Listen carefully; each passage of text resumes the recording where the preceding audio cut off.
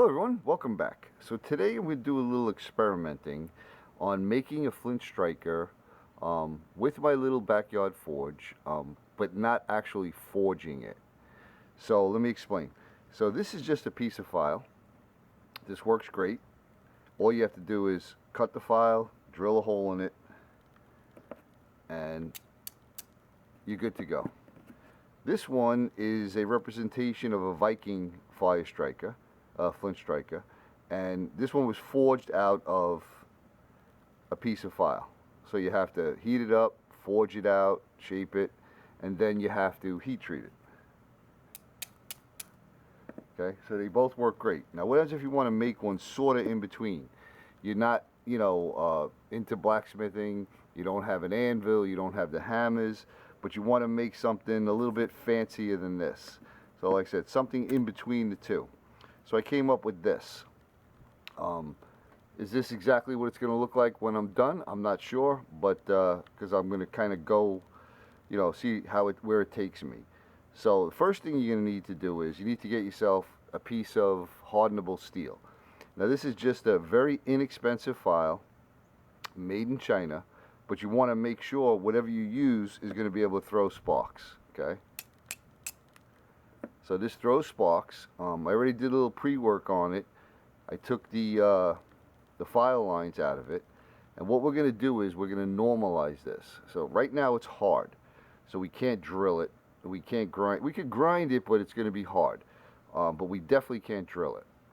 Now normalizing, we're going to bring it up to temperature in the forge, which means we're going to bring it to the point where it's non-magnetic, and we're just going to let it cool. Okay. That's not annealing. Annealing is when it's a controlled cooling. In other words, like it would be in some type of furnace, like an annealing furnace. And you would put it in at a certain temperature and then slowly bring it down. Sometimes the blacksmiths will take a piece of steel after it's brought up to critical temperature, and they'll stick it in a bucket of vermiculite. And that slows down the cooling. But for this, we're just going to let it air cool. And then we're going to cut it, hopefully with a hacksaw. I don't know if you could see here, there's a little cut mark there, okay? The end of the file, this was probably around long, is actually tempered.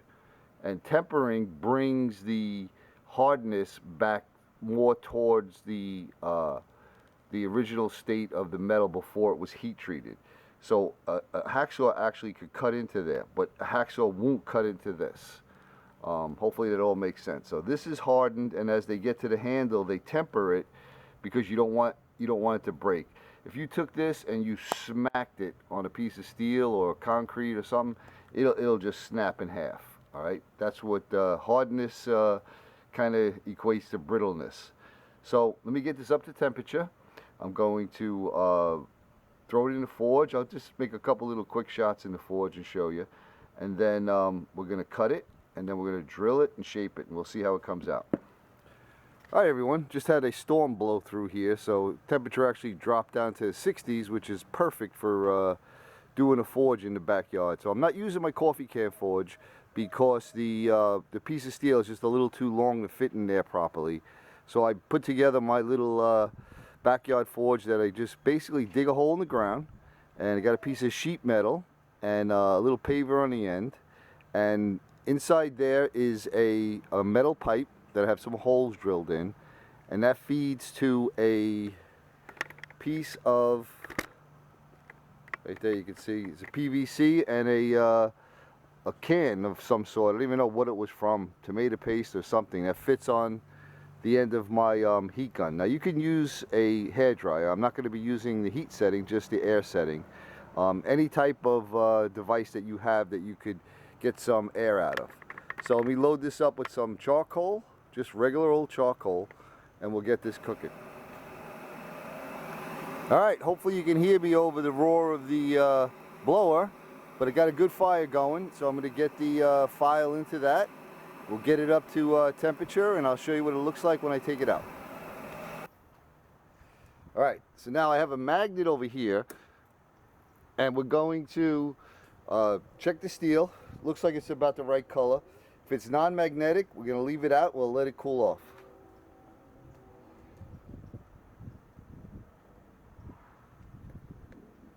It's non-magnetic. So now we're just going to let it come back to room temperature all by itself. And what I'm going to do is I'm just going to lay it right over here.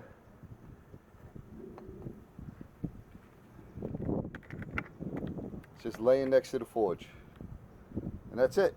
As soon as it comes to room temperature, we should be able to cut it with a hacksaw, and we'll continue on. Alright, so I'm in my garage now. We have our piece of file here, as you can see. I just cleaned it up a little bit with a wire brush. Now I want to show you something. Right, before it was brittle and hard when it was a file. Now if I take a piece of chert, nothing. No sparks. Because we took the hardness out of it. So now we're going to put it in a vise, and I'm going to use a hacksaw and I'm going to cut it off. So let me get that set up and I'll show you. Alright, so I have it in the vise. I have a plain old hacksaw, and we're going to cut it off.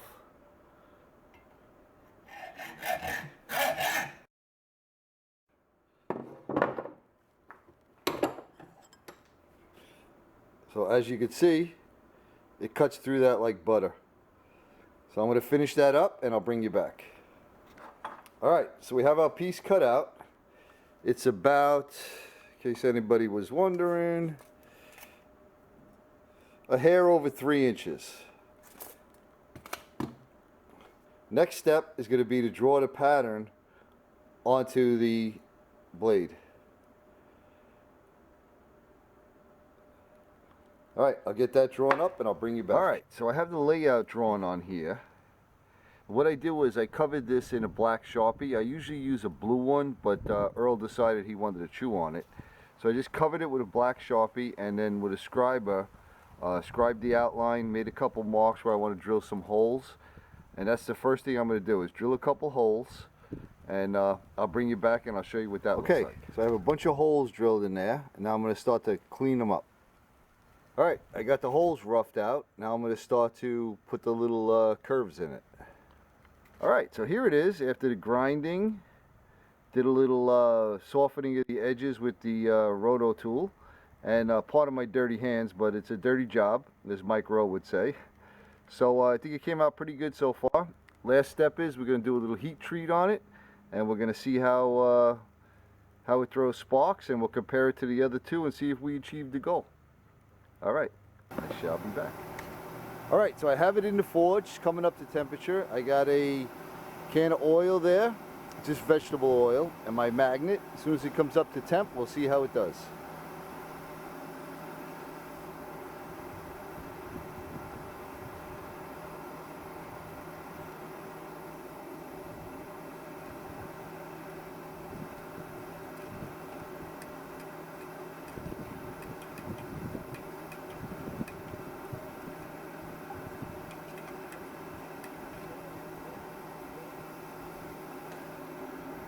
There she is.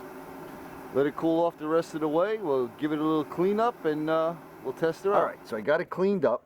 I ran a wire wheel over it. I like the way it came out.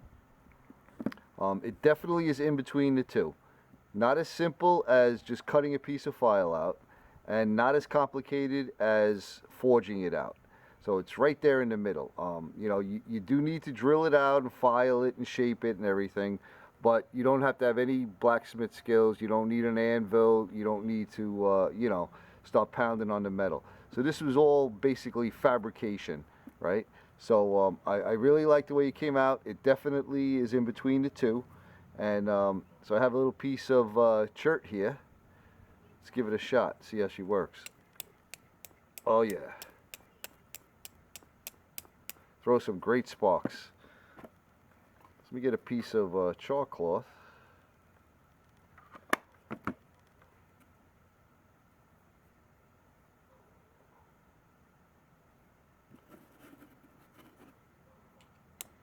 Look at that. One hit. One hit wonder. So there you go. Hopefully, if you got a backyard and you can make yourself a little forge and you get yourself a file and you know, a little bit of sandpaper or a belt grinder and whatever you got laying around, and you attempt to make one of these yourselves, I'd love to see it. And as always, everyone, I really appreciate all your views and I appreciate your comments, and I hope you're enjoying your day, and we'll see you on the next one.